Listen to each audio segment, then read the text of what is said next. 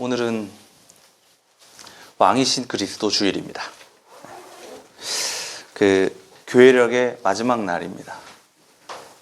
오늘이 이제 끝이에요.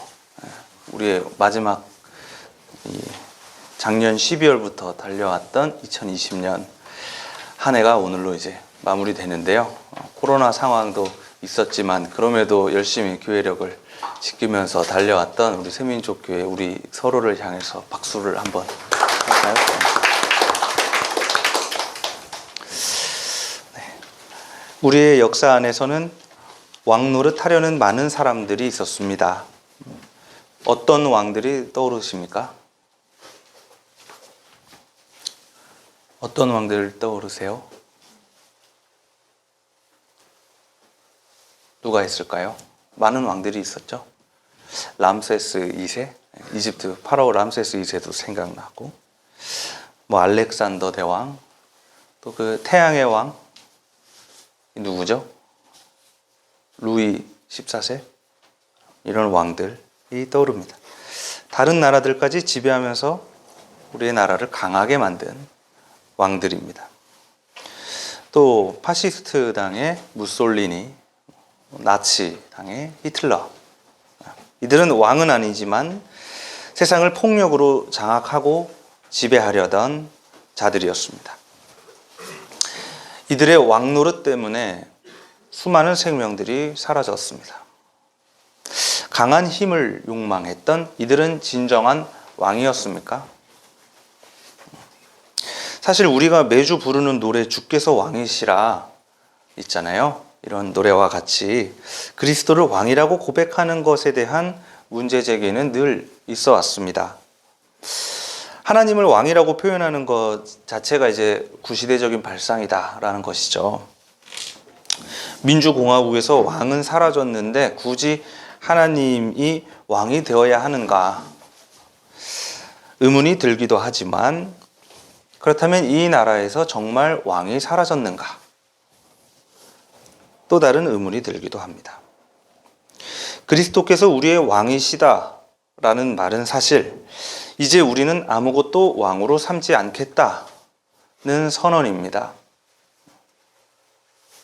우리는 왕이신 우리 그리스도께만 무릎을 꿇겠다는 것은 아무에게도 무릎을 꿇지 않겠다라는 저항의 선언이죠. 마태복음 23장 9절입니다. 또 너희는 땅에서 아무도 너희의 아버지라고 부르지 말아라. 너희의 아버지는 하늘에 계신 분 한 분뿐이시다. 이 말씀과 같이 그러므로 우리가 하나님을 왕이라고 고백하는 것은 한 명의 왕을 추가하는 것이 아니라 이제는 돈이나 권력을 섬기는 우리들의 거짓 신앙에 저항하겠다는 선언인 것입니다. 에스겔과 마태복음 본문은 둘 다 심판의 장면입니다. 그러니까 교회력의 마지막 날, 이제 우리가 보게 되는 마지막 장면은 심판입니다. 마태복음에서는 임금이 오른쪽에 양을 세우고 왼쪽에 염소를 세웁니다. 우리가 아는 본문이죠. 그래서 사람들을 반으로 갈라서 오른쪽에 양 뒤에 사람들을 세우고 왼쪽에 염소 뒤에 세웁니다. 그리고 오른쪽 사람들은 구원, 제가 이렇게 나누니까 꼭 이분들한테 죄송한데요. 오른쪽에 있는 사람들에게는 구원을 선포합니다. 너희는 이 사람들은 임금이 줄일 때 임금께 먹을 것을 주었고 임금이 목마를 때 임금에게 마실 것을 주었고 임금이 쫓겨났을 때 임금을 영접했던 사람들입니다.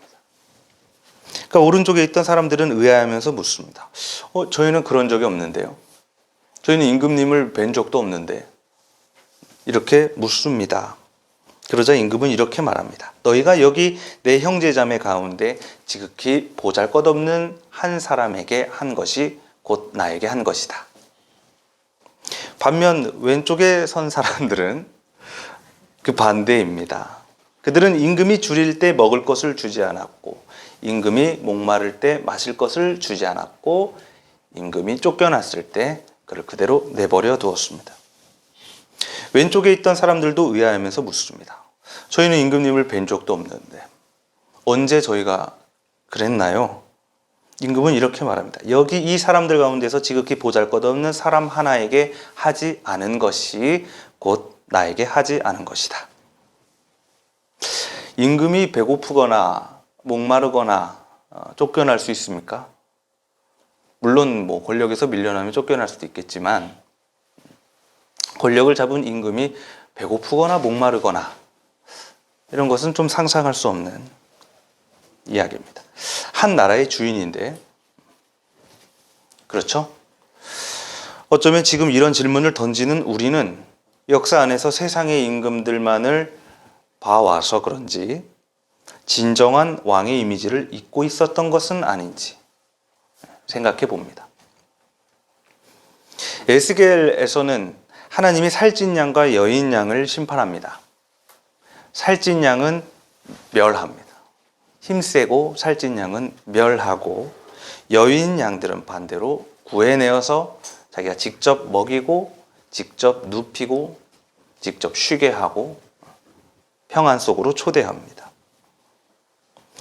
에스겔은 그리고 이것을 공평한 심판이라고 합니다. 16절에 헤매는 것은 찾아오고 길 잃은 것은 도로 데려오며 다리가 부러지고 상한 것은 싸매어주며 약한 것은 튼튼하게 만들겠다. 그러나 살찐 것들과 힘센 것들은 내가 멸하겠다. 내가 이렇게 그것들을 공평하게 먹이겠다 라고 하면서 이것을 공평이라고 합니다. 그리고 이제 하나님은 그 양들을 먹이고 돌보는 목자를 하나 세울 텐데 그 목자가 바로 그들의 왕이다 라고 했습니다. 이제 우리는 고백할 수 있을 것입니다. 단순히 왕이신 그리스도 주일이라고 해서 야 우리 예수님이 우리의 왕이다, 야 예수님 짱이야, 교회가 짱이야 라는 것이 아니라 지극히 보잘것없는 사람 하나를 먹이시고 돌보는 이가 이제부터 우리의 왕입니다. 우리의 왕은 우리의 것을 빼앗고 취하는 분이 아니라 우리에게 생명과 은혜를 부어주시고 계속해서 먹이시고 돌보는 분입니다.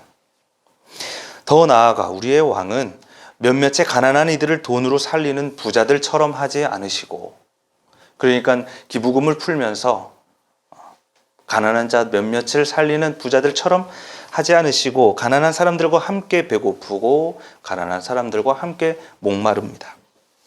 우리의 왕은 가난한 사람들이 쫓겨날 때 함께 쫓겨납니다. 우리의 고난에 동참하는 그리스도께서 우리의 진정한 왕입니다. 이 돌봄, 서로를 돌보는 힘이란 사실 그 어떤 권력보다 강합니다.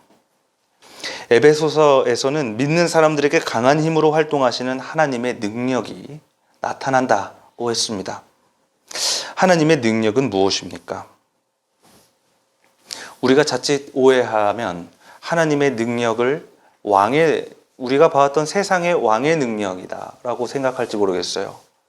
너 일리를 가, 너 여기 서, 넌 여기, 이렇게 컨트롤하는 이런 힘이 하나님의 힘이다라고 생각하고 있었는지 모르겠지만, 세상의 왕들처럼 공포로 다른 이들을 굴복시키거나 혹은 돈으로 매수하는 것이 하나님의 능력입니까? 아닙니다. 여인이를 돌보며 먹이고 자신의 것을 끝없이 내어주는 것, 이것이 하나님의 능력이고 강한 힘입니다. 하나님께서는 이 힘으로 만물을 그리스도의 발 아래에 굴복시키셨습니다. 그러니까 가난한 이들을 보살피는 그리스도의 발 아래 세상의 왕들을 굴복시켰다는 선언입니다. 그리고 이 그리스도께서는 교회의 머리가 되셨습니다. 그러므로 우리 교회는 이 세상을 더욱더 이 하나님의 힘으로 충만하게 하는 충만입니다. 그리스도의 몸 되신 교우 여러분, 명령하는 힘보다 설득하는 힘이 더욱 강합니다. 그 어떤 군대보다 서로를 향한 돌봄의 손길이 훨씬 강합니다. 억대의 기부금보다 진실된 연민이 훨씬 강합니다. 수준 높은 가르침보다 말없이 함께 있어주는 것이 훨씬 강합니다. 누가 우리의 왕입니까? 연대의 삶을 살아내신 그리스도께서 우리의 왕입니다. 우리의 고난에 동참하시고 십자가에서 못 박혀 죽으신 그리스도께서 우리의 왕입니다. 우리 새민족 공동체가 이 왕이신 그리스도를 따라 사는 그리스도의 몸된 교회를 이뤄내시길 바랍니다. 주신 말씀을 다 함께 묵상하겠습니다.